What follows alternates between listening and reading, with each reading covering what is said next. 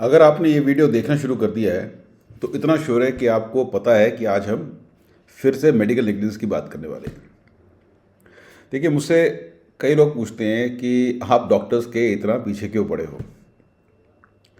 मैं पहले बता दूं, मेरी डॉक्टर से कोई दुश्मनी नहीं है। In fact best of my friends are doctors, doctors are my clients to.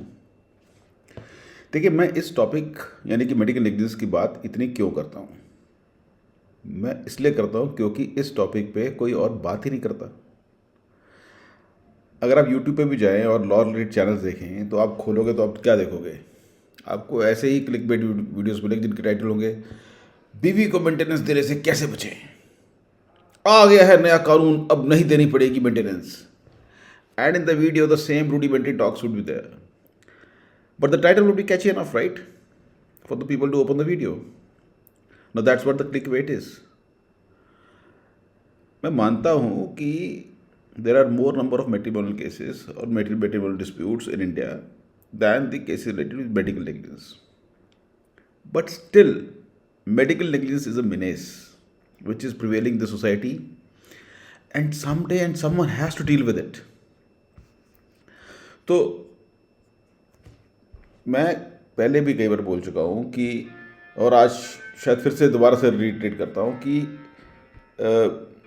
हमारे politicians, that is law makers, judicial officers, ये लोग हैं जो आइवरी टावर्स में रहते हैं।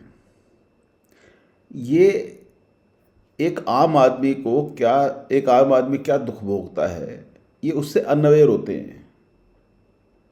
सुप्रीम कोर्ट का जज 20 साल से जज रहा होगा, if in case you count the tenure of his in high court and supreme court, 20-22 साल रहा होगा। उससे पहले सीनियर एडवोकेट रहा होगा। तो 60 साल का आदमी जो 30 साल की उम्र से सिर्फ हाई प्रोफाइल लाइफ जी रहा है, और उससे पहले भी हाई प्रोफाइल लाइफ जी रहा होगा, क्योंकि उसका बाप जो होगा वो भी या हाई कोर्ट या सुप्रीम कोर्ट का जज होगा या सीनियर एडवोकेट होगा, तो हाई प्रोफाइल लाइफ तो जी रहा है वो। He was born with a silver spoon.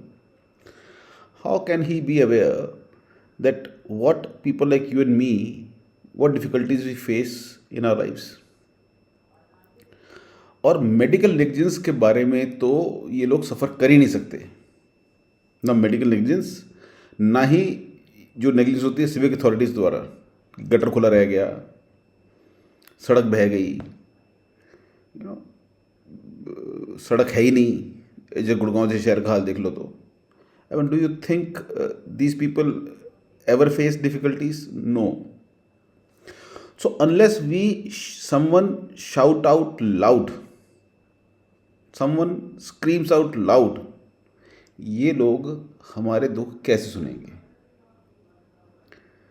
इसलिए मुझे बार बार वीडियोस बनाने पड़ते हैं ताकि शायद किसी के अंदर का कॉन्शियस जाग जाए, या लोगों के अंदर का कॉन्शियस जाग जाए, and they start asking for the rights. देखिए, किसी मंत्री का, किसी हाई कोर्ट या सुप्रीम कोर्ट के जज का, या किसी बड़े ब्यूरोक्रेट के परिवार का कोई भी बंदा कभी भी मेडिकल नेग्लिजेंस से नहीं मरने वाला। ये लिख लो। Medical negligence is a crime which is against a specific class, that is middle class. क्योंकि लोअर क्लास वालों को तो इलाज ही नहीं मिलता, और हाई क्लास लोग, उनके लिए तो battery of doctors, team of doctors या बैटरी ऑफ डॉक्टर्स, जो भी आप कहें, वो होती है। तो वहाँ पर भी नेग्लिजेंस नहीं हो सकती। तो नेग्लिजेंस क्या होती है? मिडिल क्लास, उसके against. So it's a crime which is specifically against the middle class. नमस्कार, मैं हूँ Nishant Bharyok. As you know, I am an advocate and I have also authored a book titled as doctor's death, Simran Chhabra murder case. This book is based on a true story of death of a 22-year-old young woman. Her name was Simran Chabda. And in this book, I have tried to share all my expertise and experiences with the hurdles in cases of medical negligence. वक्त मिले तो पढ़िएगा ज़रूर। देखिए, जैसा कि मैंने introduction में बताया कि आज हम बहुत ही इंपॉर्टेंट और सेंसिटिव टॉपिक की बात करने वाले हैं, जो है मेडिकल नेग्लिजेंस इन इंडिया, या you can law of medical negligence in India. Now let's answer 2 questions. First is when do we go to a doctor. तमाम तरह के आपके जहन में जवाब आएंगे, but if in case simply put, we go to a doctor when we are in pain. The second question which you have to answer yourself is, why do we go to a doctor? When? जब हमें दर्द होता है। और क्यों जाते हैं? Because of the trust which we have in his capability, कि वो उस दर्द से हमें निजात दिला सकता है, that he has the capability to relieve us from that pain. Now the doctor who was entrusted with the duty to provide us the due care to relieve us of that pain, if he derelicts his duty, then instead of relief, our pain increases multifold. And that pain could be the pain of loss of a loved one. अब ऐसे में अगर मुझे justice नहीं मिलता, मैं कौन? मैं हूं जो मेडिकल नेग्लिजेंस का, जो डॉक्टर की डिरेक्शन ऑफ ड्यूटी का शिकार हुआ है, जो मेडिकल नेग्लिजेंस का शिकार हुआ है। अगर मुझे जस्टिस नहीं मिलता तो where is the rule of law? And rule of law is a basic structure of our constitution.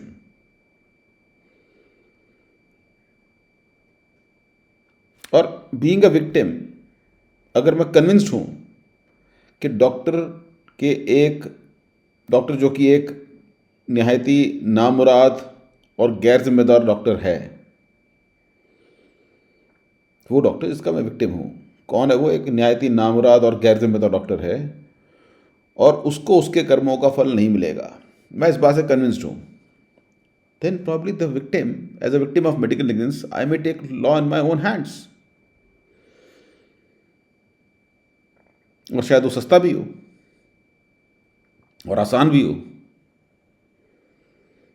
But then the question comes again, where is the rule of law? So guys, ये मैं doctors को भी कहता हूं कि law related to medical negligence, procedure related to investigation of cases of medical negligence is not only important for the victims, but it is also important for the doctors too, and the entire fraternity. क्योंकि एक doctor जो negligent है, उसकी सजा शायद उस doctor को मिल जाए जो बेचारा नेग्लिजेंट ना हो। और क्यों मिलेगी सजा लोगों से उसको? Because there is no clearly established procedure to decide whether the doctor was negligent और नॉट। तो गाइज, आज के टॉपिक को हम इस फ्लो में डिस्कस करेंगे। पहले we'll try to understand medical negligence in little broader perspective, ताकि थोड़ा क्लियर हो जाए। Then we'll also discuss what are the remedies available to the victims of medical negligence. We will discuss both the criminal law and civil law. फिर इन remedies का असली impact क्या है, basically इनको लेने में चैलेंजेस क्या आने वाले हैं, ठीक है। And then will of course talk little bit of ethics and responsibility of the society. And last but most important, we will try to explore कि within the current framework of law क्या आपको justice मिल भी सकता है या नहीं।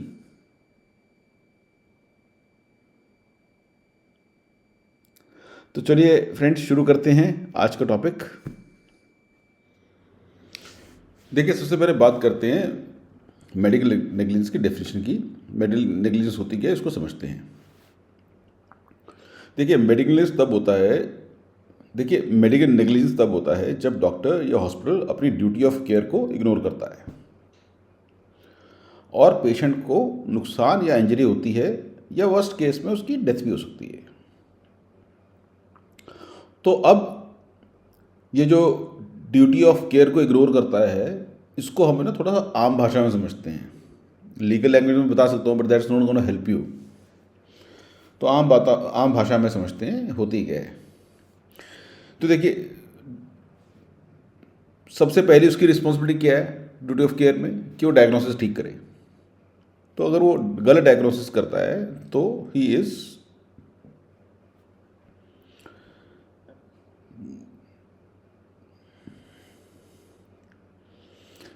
Fehling in his duty of care.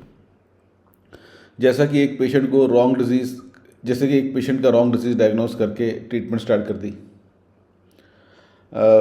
कुछ साल पहले मुझे याद है आर्टेमिस हॉस्पिटल में एक केस था। Again I know the name of the victim but I will not take because I don't have the clearance from the family, I have not spoken to them. तो ये case था, इसमें एक लड़का था, काफ़ी जवान था, शायद 23 से 24 साल का था। उसका एक्सीडेंट हुआ था कार में and he was brought to Artemis hospital. और डॉक्टर्स ने वो जो गोल्डन आवर होता है एक्सीडेंट केसेस में, पहला 1 घंटा जो होता है, उसके सारे टाइम उसकी ट्रीटमेंट उन्होंने, उसकी टांग, मेरे ख्याल थाई में चोट थी, जो विजिबल चोट थी, उसकी ट्रीटमेंट में सारा टाइम लगा दिया because that was a visible injury. Whereas after some time the patient collapsed and died because he had severe internal injuries in abdomen and chest. And I'm not sure, rather I'll say I'm very sure the family has not got the justice so far. Okay, so it was lack of duty of care, गलत diagnosis था ये। अब दूसरा delayed treatment, जब patient को timely treatment नहीं मिलता और उसकी कंडीशन बद से बदतर हो जाती है तो it's because of delayed treatment. Dharmendra Sharma का case is a classic example. In fact उसका केस 2-3 चीज़ों में फिट बैठता है, अभी आपको बताऊंगा मैं कैसे। तो उसमें वो 36 या 37 साल का लड़का आदमी था और उसको किडनी में स्टोन था। तो डॉक्टर्स ने उसकी सर्जरी परफॉर्म की, किडनी रिमूवल स्टोन की, और किडनी स्टोन रिमूवल की। उसके बाद पेशेंट को शाम को हैमरेज हो गया, डॉक्टर को इन्फॉर्म किया गया। डॉक्टर ने कहा कोई बात नहीं, देख लांगे। The patient had a severe haemorrhage overnight. Patient सारी रात ब्लीड करता रहा और doctor did not attend him the whole night. Next day morning patient was into shock and he had to be shifted to ICU, and after about 75 odd days Dharmendra Sharma died. वैसे तो ये एक surgical error था, but अगर वो surgical error को छोड़ भी दे तो शायद वो रात को उसकी इंटरवेंशन ठीक हो जाती है कि ब्लीडिंग क्यों हो रही है, तो सर्जिकल एरर भी पकड़ा जाता, टाइम पे उसको ट्रीटमेंट भी मिल जाती, पेशेंट शॉक में भी ना जाता, और फिर जितनी उसकी दर्दनाक मौत हुई उसमें से शायद कुछ भी ना होता। Point is he was not given the treatment in time despite the fact that he was in a hospital. और हॉस्पिटल भी कोई छोटा मोटा नहीं था, ये गुड़गांव का मैक्स हॉस्पिटल है, उसकी बात कर रहा हूँ मैं। बहरहाल आगे चलते हैं। Then there are surgical errors. जैसे मैंने आपको बताया कि धर्मेंद्र शर्मा का केस जो था, it's a classic case where the patient suffered because there was surgical error. There is another case of mine of a Saudi national जो बेचारा एक प्लास्टिक सर्जरी कराने आया था एंड उसकी सर्जरी में गड़बड़ हो गई, सर्जरी गलत की उसकी। So these 2 cases are the classic cases of surgical errors. अभी क्या है ना, अक्सर लोग कह जाते हैं, इनफैक्ट कोर्ट में भी जज कह जाता है कई बार, ये डॉक्टर है, गलती तो हो गई, टू एरर ह्यूमन, गलती तो किसी से भी हो सकती है, अब उनको फांसी दोगे क्या? माई सिंपल आंसर इज, ज़रूरत पड़े फांसी की तो फांसी भी देनी चाहिए। देखिए सर्जन को ऐसे नहीं बनता, there is a MBBS course के अंदर डिग्री के एडमिशन लेने के लिए there is a test and there is a whole system to take care of this test. फिर 5 साल की पढ़ाई है, उसके बाद फिर PG नीट है, उसके बाद फिर पोस्ट ग्रेजुएट कोर्स है, उसके बाद फिर एक्सपीरियंस है, एंड देन यू होन your skills and become a surgeon. So a certain amount of skill and focus during the treatment is a bare minimum necessity, bare minimum expectation from him. कानूनी भाषा में it's a legitimate expectation from him. फिर दूसरा, If there was a surgical error, how many times has happened that surgeon has come forward and admitted his mistake? उसने confess किया हो? कभी नहीं. आपको एग्जाम्पल दूंगा एक. क्या हॉस्पिटल ने उसका इलाज मुफ्त में किया कि साहब हमसे गलती हो गई थी, अब ये फलानी ढमकानी ट्रीटमेंट करनी पड़ेगी, इसमें इतने पैसे खर्च होंगे. I know that patient, we know that, we know and we acknowledge that patient is in pain, we acknowledge that you are in pain, but trust us, we are not going to charge your time for this. ये सारा का सारा इलाज जो इसका होगा ये hospital की जिम्मेदारी है, चाहे उसको बड़े हॉस्पिटल में शिफ्ट करना हो, चाहे उसको इंडिया से बाहर ही शिफ्ट करना हो. कभी किसी हॉस्पिटल ने ऐसे कि मैंने तो नहीं सुना आज तक कि किसी हॉस्पिटल ने अपनी गलती एक्नॉलेज करके माफ़ी मांगी हो. इनफैक्ट डॉक्टर्स क्या करते हैं और हॉस्पिटल्स क्या करते हैं कि जब उनको पता चलता है कि गलती हो गई है, then they try to do cover up. Instead of admitting their mistake, they try to do cover up. और जब वो कवर अप करना चाहते हैं, करने की कोशिश करते हैं, then they cause more harm to the patients and their families. तो surgical error is one of the reasons जिसको हम कह सकते हैं कि it's a lack of duty of care. Wrong medicine या डोसेज देना, गलत मेडिसिन दे दी या उसकी डोज गलत दे दी और जिसके कारण पेशेंट की डेथ हो गई या उसकी हालत ख़राब हो गई. Simran's case is a classic example. वो बेचारी गले का खराश लेके और बॉडी एक लेके रोहित ललित के पास गई थी, यही मदनपुरी में, ज्योति पार्क में, जगदम्बा मेडिकल हॉस्पिटल, ये रहा. उस डॉक्टर के पास गई थी, क्या कह रहे हैं, किस लिए, कि गले में खराश है और बॉडी एक है. और उसने लगा दिया डायनापार का इंजेक्शन, डिक्लोफेनाक सोडियम का इंट्रावीनस, जिससे रिएक्शन हुई और बेचारी की डेथ हो गई मिनट्स में. दूसरा केस है एक जयपुर का. This a 45 years old woman by the name Radha Sharma. वो एडमिटेड थी लिवर रिलेटेड एलिमेंट के लिए CK बिरला हॉस्पिटल में, and she was given a medicine which she should have not been given as per the established protocols, guidelines and SOPs, but she was given that medicine. तो क्या हुआ, untimely death. Grid भी एक reason है. अब देखिए जो सिमरन वाला केस है, it's an classic example of greed also. क्यों? क्योंकि उसको इंजेक्शन लगाने के 200 रुपये लेने थे. तो उसको पता था डिक्लोफेनाक सोडियम का इंजेक्शन जो है, डायनापार का इंजेक्शन 15 रुपये का इंजेक्शन है, कोई उसको नुकसान नहीं होगा. और उसने अपनी जो भी काम वाली भाई वहाँ पे रखी हुई थी एज नर्स, उसको बोल दिया कि इंजेक्शन लगा दे. वो तो थी गधी, बेवकूफ़ थी, अनपढ़ थी. वो तो वहाँ पे जेनेटर का काम करती, सफाई का काम करती थी, और उसने इंजेक्शन इंट्रावेनस लगा दिया, जबकि उसको इंट्रामस्कुलर लगाती शायद सिमरन आज हमारे बीच में होती. आज शायद ये मेडिकल नेग्लिजेंस के मैं वीडियोज़ ही बना रहा होता, आज शायद मेडिकल नेग्लिजेंस का केस सिमरन वाला मेरे पास आया ना होता, तो मैं ये वीडियो नहीं बना रहा होता. तो मात्र 200 रुपये की greed, the greed of only 200 rupees led to the death of Simran Chhabra. There is another case in which the family did approach me, but they have never come up for a case. Gangaram hospital का है. Again, I am not taking the name because I don't have the clearance. Patient Gangaram hospital जाता है, किसके लिए? बहुत ही छोटी surgery के लिए, gall bladder stone removal. Surgery में गड़बड़ होती है, and thereafter doctors and hospital, they blackmail the family of the patient that if they are not going to clear the bills, they will cease the treatment.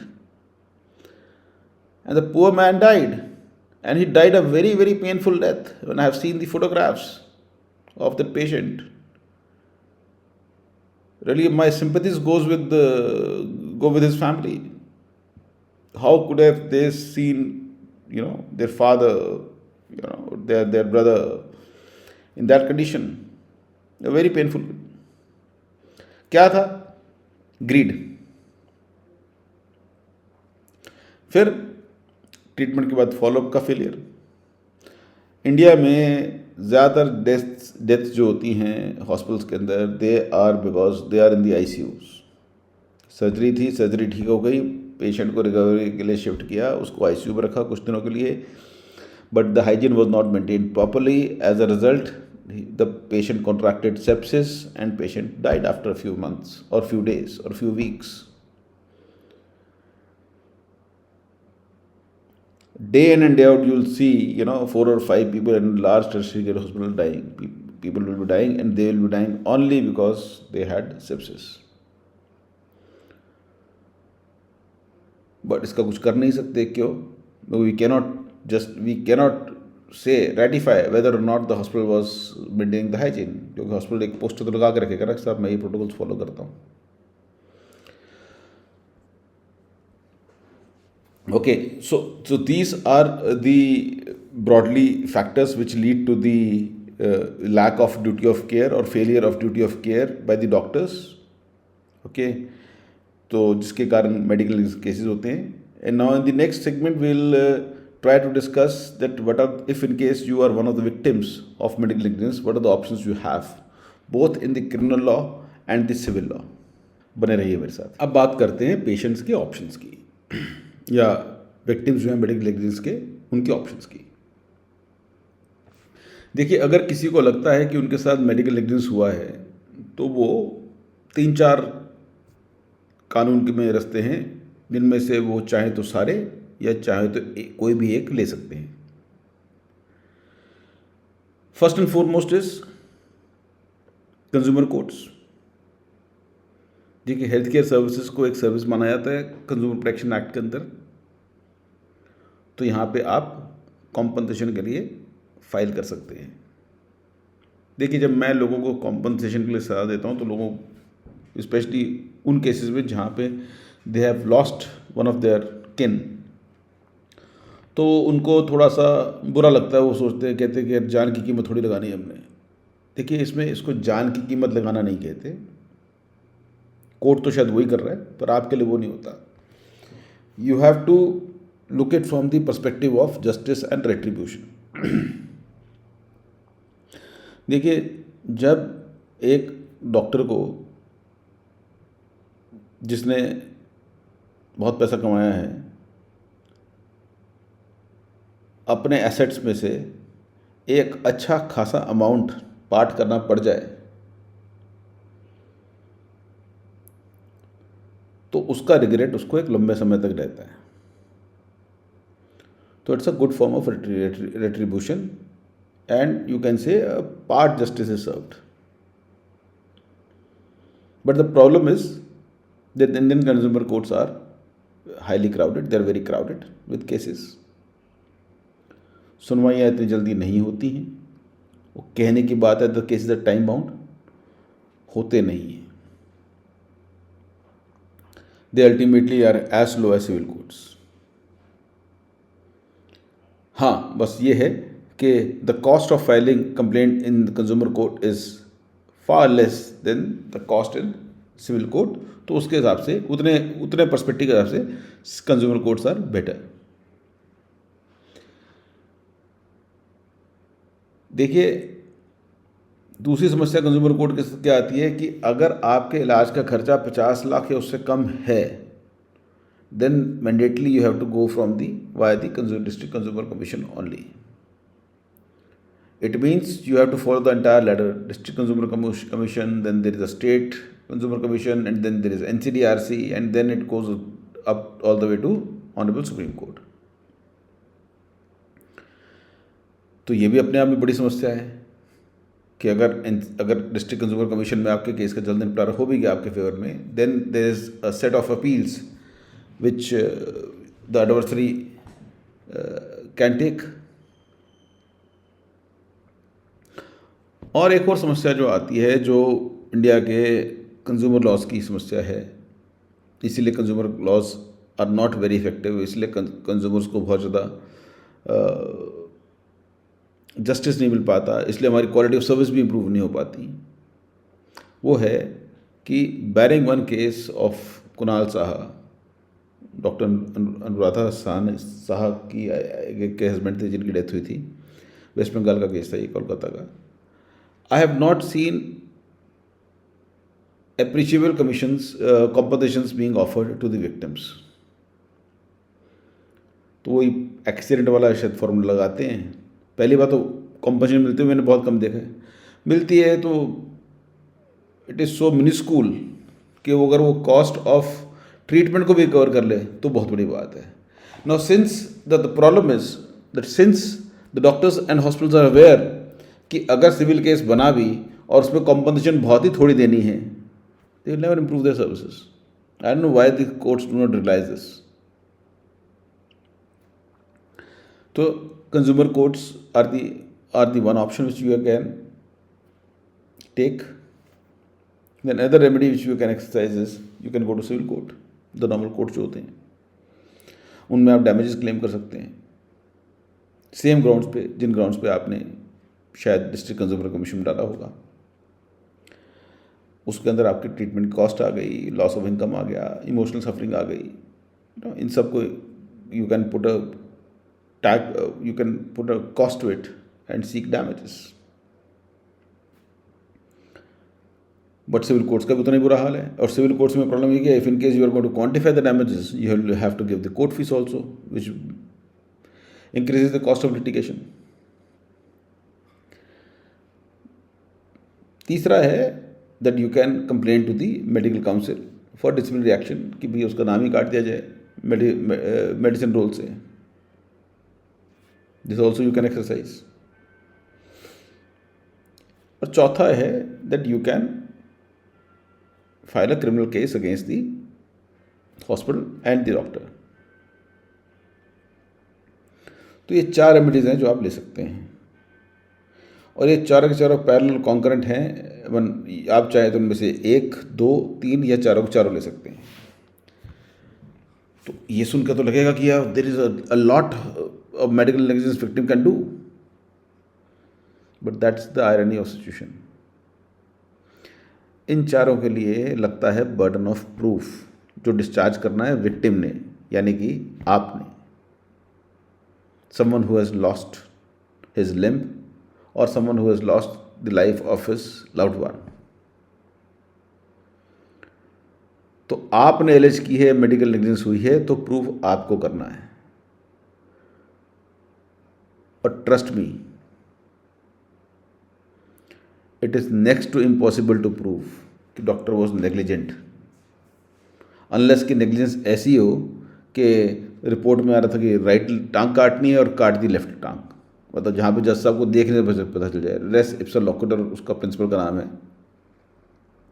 जो वहाँ पे लगता है, जो एक्स फेशियल देखने से लग रहा है कि हाँ गलती हुई है, पर ऐसे केसेस बहुत कम ही होते हैं ना. मेन केसेस तो वही होते हैं जहाँ पे ट्रीटमेंट गलत थी, जहाँ पे सर्जन ने गलती कर दी, जहाँ पर डॉक्टर की हॉस्पिटल में को पैसे की हवस थी इसलिए वो केस ख़राब करना चाहते कि केस ख़राब होगा तो उसका और इलाज करेंगे तो और पैसे कमाएंगे. ज़्यादातर केसेस तो वही होते हैं. तो उसके अंदर आप मेडिकल नेग्लिजेंस एलिज करते हैं तो प्रूफ आपको करनी है. अगर आपको प्रूफ करनी है तो बर्डन ऑफ प्रूफ आपको डिस्चार्ज करना है. अनफॉर्चुनेटली हमारे सिस्टम में ऐसा कोई स्टैट्यूटरी प्रोसीजर नहीं है for an independent unbiased and just investigation. तो देयर इज़ नो प्रोसीजर. अभी मैं थोड़ा सा बताऊंगा जो भी हल्के फुल्के प्रोसीजर्स सुप्रीम कोर्ट की जजमेंट्स के बाद बने हैं कि कितने बेमानी है वो प्रोसीजर्स. सो अगर उनको छोड़ दें तो फिर there is no standardised procedure for an independent unbiased inquiry और investigation the cases of medical negligence. As a result burden of proof आपके ऊपर आता है डिस्चार्ज करने के लिए. अब मेडिकल नेग्लिजेंस के केसेस में किस तरह के एविडेंस हैं जो आपकी हेल्प कर सकते हैं. सबसे पहले तो जितने मेडिकल रिपोर्ट्स हैं, जितने मेडिकल रिकॉर्ड्स हैं, अगर सर्जरी थी तो pre surgery, during the time of surgery and after surgery जितने भी टेस्ट रिजल्ट्स हैं, every single piece of paper that the hospital or a doctor may have given you, and howsoever insignificant it may appear, every single piece of document may be an important evidence. So ensure that you have everything in your custody. दूसरा, photographs of the patient in the hospital. During the time of treatment, during the time of suffering, वो ज़रूर लीजिए. But are they sufficient? The answer is no. They are not sufficient, because the main piece of evidence is the expert opinion. And trust me, this is the most difficult part, and unfortunately it is the mandatory requirement.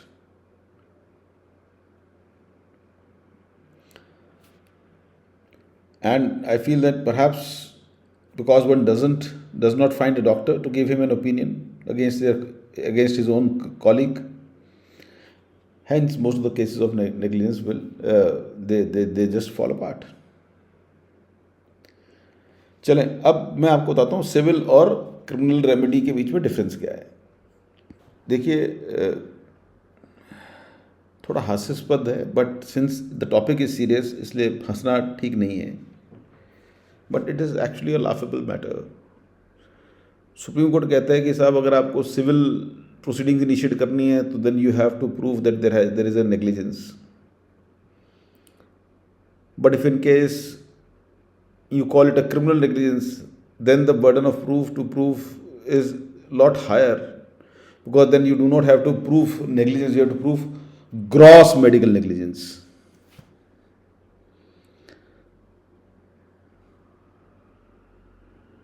अपनी judgement में supreme court खुद कहता है कि gross की कोई definition नहीं है. मुझे समझ नहीं आता कि any action or act of omission जिसके कारण एक आदमी की, एक औरत की, एक बच्चे की डेथ हो गई, वो कोई भी एक्ट ऑफ एक्शन या ओमिशन हो, वो ग्रॉस नेग्लिजेंस क्यों नहीं है?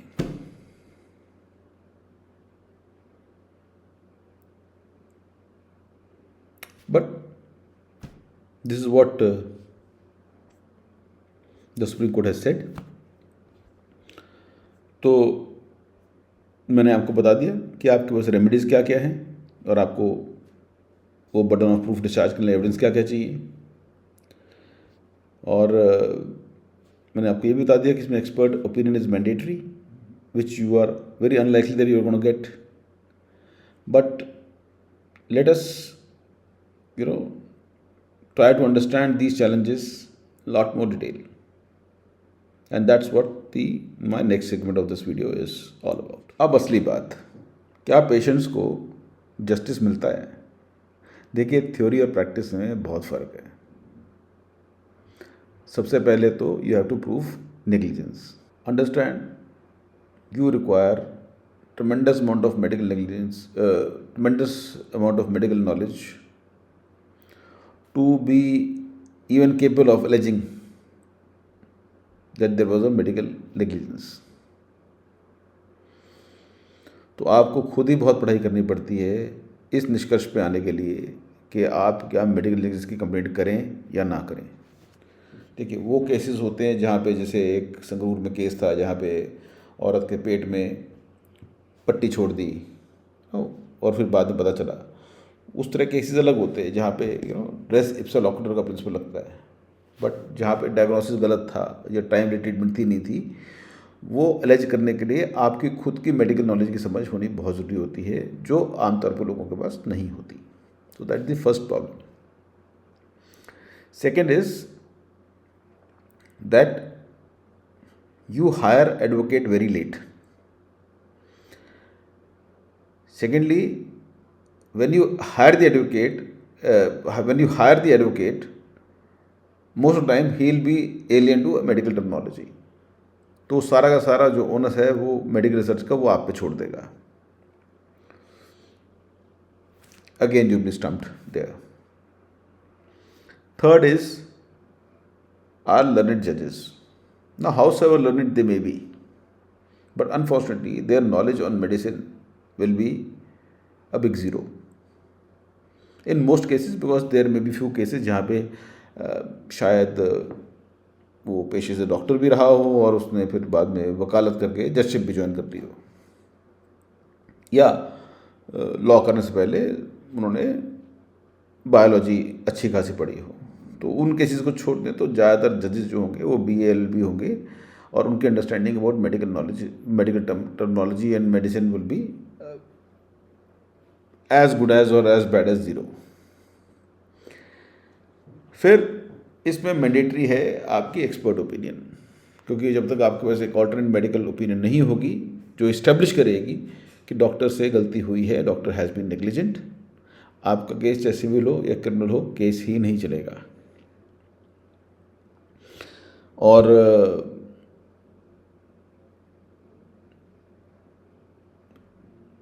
विक्टिम्स का बेड़ा गर्क करने वाली सुप्रीम कोर्ट की 2 जजमेंट्स हैं।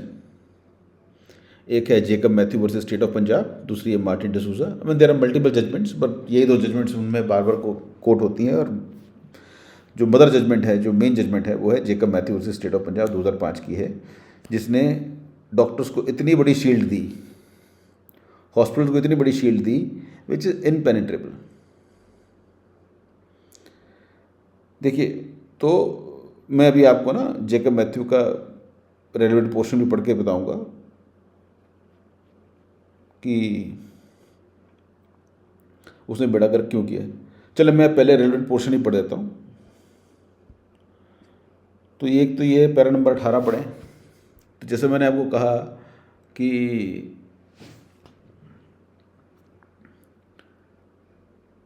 सिविल के लिए you have to prove negligence and for criminal you have to prove gross medical negligence.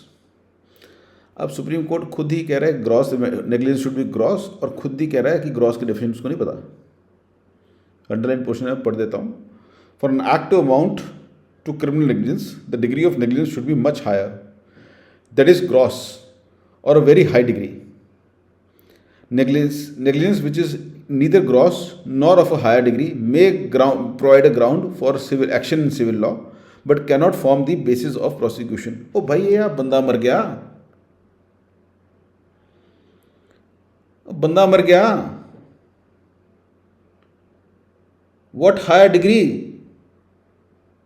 What higher degree?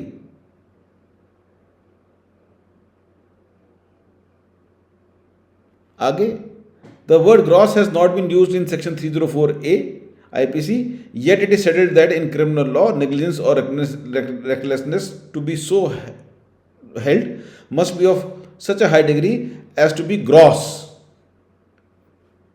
Why so many people in India die in road accidents? Because the person who does that accident, he is neither prosecuted properly, nor he is liable to cough up good amount of money as a claim. Hence people are irresponsible, people drive irresponsibly, consequently people die. The same rule applies to medicine also, na? But doctors are sure that even in case the patient die, they will never be prosecuted. If at all prosecuted, they will be exonerated. And if in case there is no criminal prosecution, if the matter is of the civil nature, still the liability on him is going to be minuscule. So why should he be worried? So what does Supreme Court mean by this? I don't know। और BNS 106 के अंदर क्या किया कि साहब death due to negligence की सजा है 5 साल, लेकिन वो नेग्लिजेंस डॉक्टर कर दे तो उसके 2 साल। क्यों भाई? इनफैक्ट डॉक्टर की तो 10 साल होनी चाहिए थी, बिकॉज उससे जो सोसाइटी की एक्सपेक्टेशन है it is very high, because he is at a higher pedestal। आगे क्या लिखते हैं साहब? To prosecute a medical professional or for negligence under criminal law, it must be shown that the accused did something or failed to do something which in the given factor and circumstances no medical professional in his ordinary senses and prudence would have ever done or failed to do so। What nonsense! He is talking about Boehm's test। भाई मैं अगर किसी tertiary care hospital में जाता हूँ, वहाँ पर मैं इलाज करवाने के लिए 2,000 रुपये 2,500 रुपये पर विजिट पे करता हूँ एक स्पेशलिस्ट की, और उस साहब की डिग्री है डीएम, डॉक्टरेट इन मेडिसिन। तो साहब मैं उसको कंपेयर किससे करूंगा? ऐसी किसी मेडिकल प्रोफेशनल से नहीं ना। If I have gone to super specialist, then my expectation of service from him was of a super specialist, not of an ordinary medical professional. So what is how come this Bolam test will apply here? I don't know. If you read Martin D'Souza, the same things were repeated, exactly the same things, perhaps in much worse language. Now, after Martin D'Souza and Jacob Matthews, many states made their medical negligence boards. जैसे हरियाणा ने बनाया, UT ने बनाया, district level पे board बनाए। आपको लगे बड़ा अच्छा काम किया, पर अभी बताऊंगा ऐसा कुछ नहीं अच्छा काम किया। अब हरियाणा और यूटी चंडीगढ़ में क्या है कि 6 मेंबर्स का एक बोर्ड है, which and 6 doctors come from various streams, और उनमें से एक जो बिल्कुल गधों की तरह बैठता है, उसका नाम वो होता है आयुष से, आयुर्वेदिक से ना। जिसने ये कमेटी बनाई होगी उसने, उसका दिमाग कितना ही निखट रहा होगा, कितना ही निखट रहा होगा कि एलोपैथिक मेडिसिन का इलाज, अगर मेडिसिन की का अगर किसी पेशेंट का इलाज एलोपैथी से हुआ है, तो उसमें होम्योपैथी या आयुर्वेदिक वाला डॉक्टर उसको इन्वेस्टिगेट कैसे कर लेगा? मतलब बेसिक सेंस ही होती है ना। अब ये किसी ऑब्वियसली किसी आईएएस अफसर ने निकाला होगा, मिनिस्ट्री से गजट में आया था तो किसी आईएएस अफसर ने निकाला होगा। मंत्री को तो आता नहीं बनाना बिल, उसका ब्यूरोक्रेटी बना कर देता है।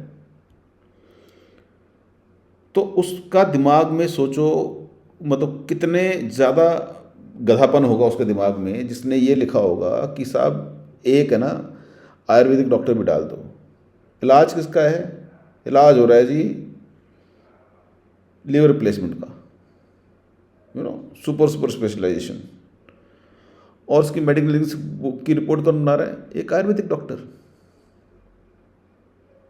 तो ये तो इनकी मेडिकल नेग्लिजेंस बोर्ड्स की हालत है, ठीक है। और उस आयुर्वेदिक डॉक्टर ने अगर कह भी दिया कि हाँ मेडिकल नेग्लिजेंस हुई है, तो वो डॉक्टर कहेगा भाई what authority you have, you are not even qualified. तो ऐसे बोर्ड की रिपोर्ट अगर पेशेंट के फेवर में आ भी गई और मैं डॉक्टर का वकील हूँ, I can successfully challenge that. तो ये तो इन्होंने बोर्ड्स बनाए हैं। बाकी कुछ स्टेट्स ने क्या किया कि उन्होंने बोर्ड्स नहीं बनाए, उन्होंने मेडिकल काउंसिल को दे दिया, स्टेट मेडिकल काउंसिल को, कि भैया आप इन्वेस्टिगेट कर लो, आप इंक्वायर कर लो।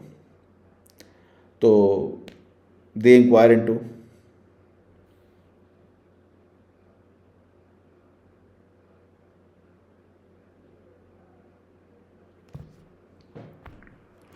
बट दोनों का इंक्वायरी का तरीका एक ही है। And trust me, so far all what I have seen is that whether it is a district medical board which makes an inquiry or the state medical council makes an inquiry, these inquiries are mere eyewash। मैंने आपको बता ही दिया कि हरियाणा के district medical negligence board में कौन होता है? आयुर्वेदिक डॉक्टर होता है। अब ये धर्मेंद्र शर्मा का केस देखें, इसमें no less than medical council of India, जिसको अब हम नेशनल मेडिकल कमीशन कहते हैं, it exonerated the doctor of negligence, and that too without even conducting an in-person meeting। तो अगर हम समस्याओं की बात करें जस्टिस मिलने में, तो सबसे पहले है तो मेडिकल नेग्लिजेंस प्रूव करना is a hell lot of difficult task. Second thing is there is a judicial delay. देखिए अगर सिविल कोर्ट में केस चलेगा वो तो लगा लीजिए 10 से 15 साल चलेगा, कंज्यूमर कोर्ट में चलेगा वो शायद 4-5 साल में पूरा हो जाएगा, लेकिन उसके बाद then there is a state consumer commission, then there is a national consumer commission, then there is honourable Supreme Court. बीच में हाई कोर्ट भी आ सकता है, ठीक है। अगर आप क्रिमिनल केस की बात करते हैं तो it's gonna be magisterial trial. Magisterial trial की लाइफ ही होती है 10 साल, 8 से 10 साल। So in this, so now who we have? We have victim, which is a family who has lost maybe their bread earner, and then who may have also lost lot of money, क्योंकि हर एक के पास insurance नहीं होती, उसे शायद 25, 30, 35 लाख खर्च भी दिए हो इलाज में। So financially also, so emotionally they are choked, financially they are choked. अभी केस लड़ना है, उसकी फीस। बहुत लोग सोचते हैं मैं वीडियो बनाता हूँ मेडिकल इस पे, मैं फ्री में काम करता हूँ। मैं फ्री में काम नहीं करता, I also have a family to run, ठीक है। और ये केस मैंने बोला ना 8 से 10 साल चलते हैं, you know. So people need to understand that, and lot of hard work go into this. It's not a easy to fight a medical negligence case, specially when you are on the prosecution side. और फिर अगर time line की बात करें, judicial delay की बात करें, तो सिमरन छाबड़ा का केस ले लें। देखिए इस केस में एक गलत इंजेक्शन लगने से डेथ हुई थी। अभी जो हमने टाइम लाइन्स कोर्ट के आगे रखी थी, तो उसके हिसाब से मैन विथ वही, मैं ना कोर्ट में एक ही बात कि अगर आपका दिमाग, किसी का भी दिमाग 5वीं क्लास के बच्चे से ज़्यादा तेज है तो समझ जाएगा कि इसमें डॉक्टर ने गलती की है। But anyway, the courts wanted us to lead evidence, we let the evidence, and we got within a year's time we got the summons under section 304A issued against the accused doctor, the same लंगड़ा। अभी 1 साल हो गया है कि वो case पे stay लगा हुआ हाई कोर्ट से, the stay from the High Court. Why? Procedural stay, because he has appealed against the summoning order, जबकि मुझे पता वो डिसमिस होगा। बट उसको तो टाइम मिल गया ना, लीज ऑफ लाइफ। और इस 1 साल में 4 बार मैटर लिस्ट हो चुका है। सो पहली बार के जब नोटिस इश्यू हुआ था, the matter has not come up for the hearing at all. और अगर इस तरह से चलता रहा तो जो वेरियस हाई कोर्ट्स का मैं देखता हूँ, ये 3 या 4 साल से पहले, जब तक इसकी एज नहीं हो जाएगी, वो हियरिंग भी नहीं आएगा, unless the family is too lucky. So judicial delay. Then understand, as on date the summons are issued in 304. As on date the medical negligence is covered under 304A, and now it is under 106 BNSS, BNS. तो अगर doctor को sentencing हो भी गई 10-15 साल के केस के बाद, he has appeals all the way up to supreme court. और चूंकि सेंटेंसिंग 2 साल तक की है मैक्सिमम, तो सेंटेंस भी ऑटोमेटिकली सस्पेंड हो जाएगा पेंडिंग अपील। तो डॉक्टर अगर 50 साल का है तो मेरे ख्याल से 70 साल तक तो उसको कुछ होने वाला नहीं है, तब डॉक्टर रहा नहीं रहा, हो सकता है विक्टिम फैमिली ना रहे कंटेस्ट करने के लिए, the case will lie its own death. तो ये कुछ जुडिशियल प्रॉब्लम्स आती हैं आपके आगे। फिर then there is a very high threshold of liability, as I have said. Criminal prosecution में ग्रॉस नेग्लिजेंस रिक्वायर्ड है, नॉर्मल से काम चलता नहीं है। और सिविल केस चलाने के लिए भी आपको नेग्लिजेंस प्रूव करनी पड़ती है।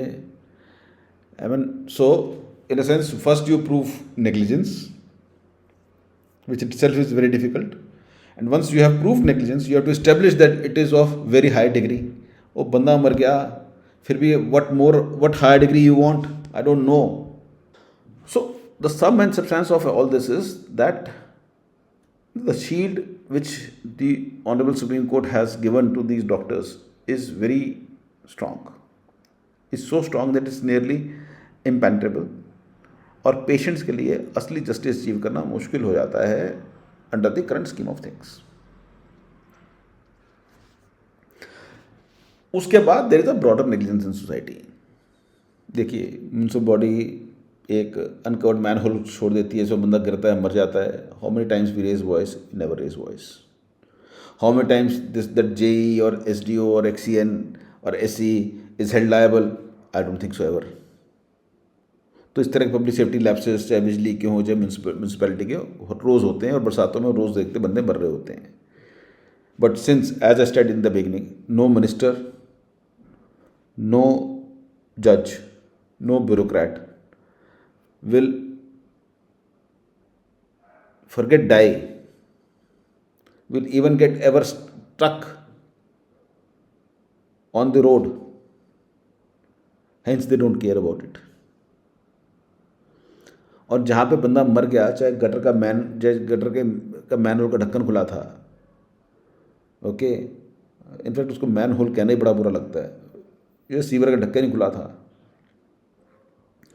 या वहाँ पे एक अनकवर्ड नाला था जिसमें बंदा डूब के मर गया, या एक डॉक्टर के हाथों जिसने इलाज ठीक नहीं किया एक बंदा मर गया, that death should in any case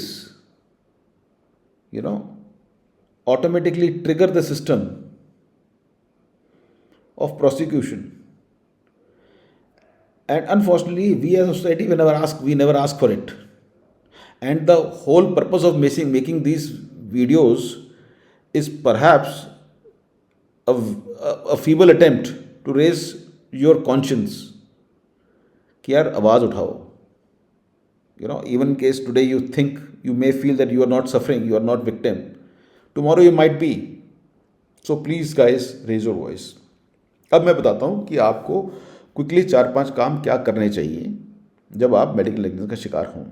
देखिए, सबसे पहले तो आपको मेडिकल नेग्लिजेंस बोर्ड की आपको कोर्ट में कंप्लेंट लेके आनी है, चाहे सिविल कोर्ट में लेके आए चाहे क्रिमिनल कोर्ट में लेके आए, और कोर्ट से ऑर्डर करवाएं कि मेडिकल नेग्लिजेंस बोर्ड बनाएं. कोर्ट जब ऑर्डर करेगा तो अगर स्टेट ने के पास प्रावधान होगा डिस्ट्रिक्ट मेडिकल नेग्लिजेंस बोर्ड बनाने का, तो वो जो चीफ मेडिकल ऑफिसर होगा वो उसको ऑटोमेटिकली बोर्ड बना के दे देगा कि साहब हाँ ये बोर्ड हमने बना दिया है. ठीक है. अब देखिए, अब जैसे ही ये बोर्ड कोर्ट के ऑर्डर के बाद बना है तो probability of doctors to commit any legality will significantly reduce. क्योंकि कोर्ट चाहे टूथलेस हो पर डर सबको लगता है. एक बात.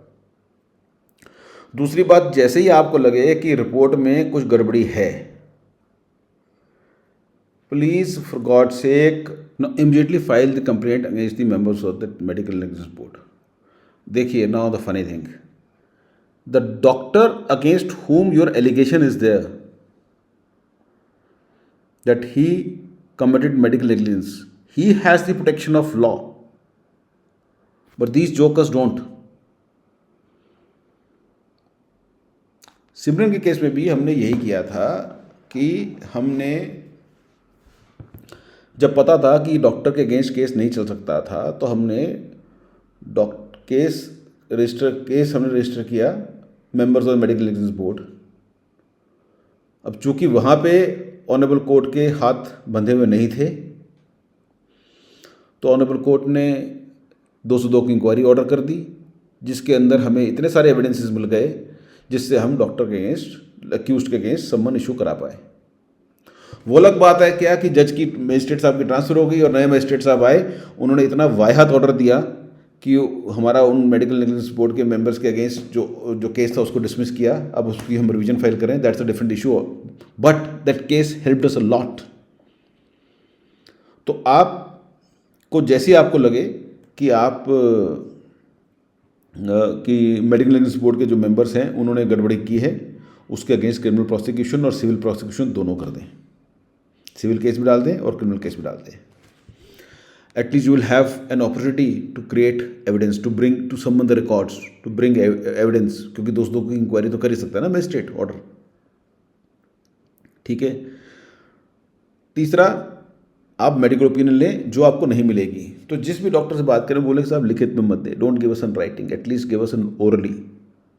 अच्छा, challenge but I have seen is that for example मैं अली के केस के लिए गया था जब एक सर्जन से मिलने, तो it is really very difficult for me to get an answer from him that why the skin was cut from over the eyebrows wherein the skin should have been cut from the hairline.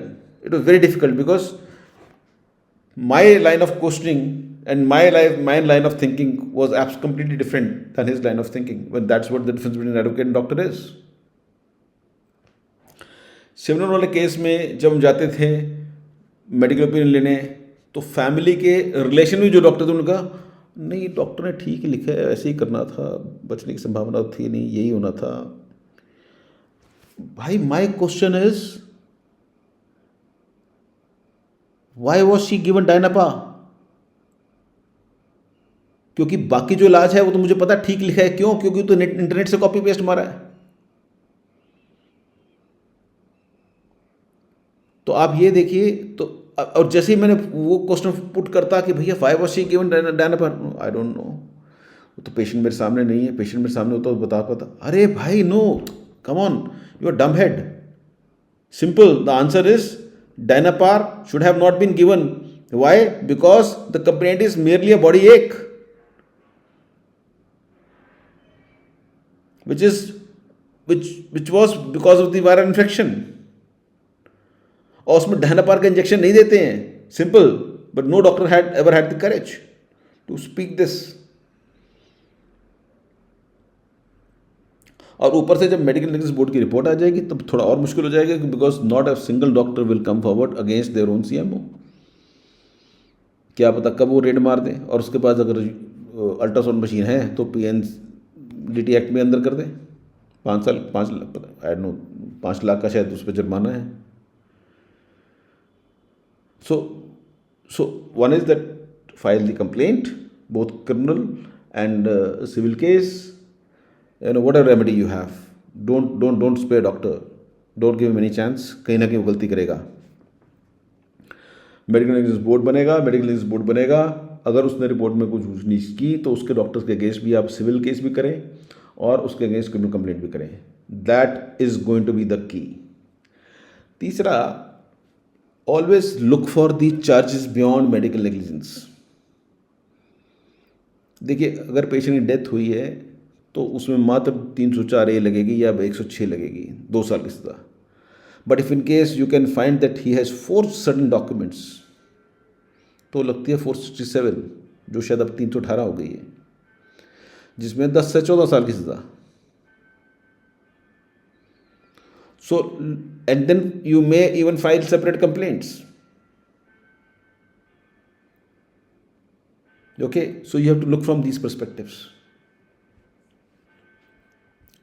So guys, so that is what I wanted to talk about medical negligence in this video. I think I have covered all the aspects of medical negligence and law related to it, and what are the challenges. Now we are wanting to reduce the challenges. We are wanting that Supreme Court must come out with some clarification on Jacob Matthew judgment, because if you see the last portion of Jacob Matthew judgment, it was Supreme Court which said that the government has to come out with the guidelines and statutory framework to investigate into such cases, which governments never did. And this medical negligence board was just a makeshift arrangement. Okay, but it's been 20 years since then. So अगर आप medical negligence का शिकार हैं तो मेरे हिसाब से, irrespective of what happens in my case, in which I am going to Honorable Supreme Court, आप भी सुप्रीम कोर्ट का दरवाज़ा जरूर खड़काएं. और ये मेरी सबसे पहली रिकमेंडेशन होती है, क्योंकि जब तक ये जेकब मैथ्यू, मार्टिन डिसूजा, ये जजमेंट्स में जो गलतियां हैं, जब तक ये गलतियां ठीक नहीं होंगी ना, trust me, you are not gonna get justice. Thank you. सेहतमंद रहें, खुश रहें.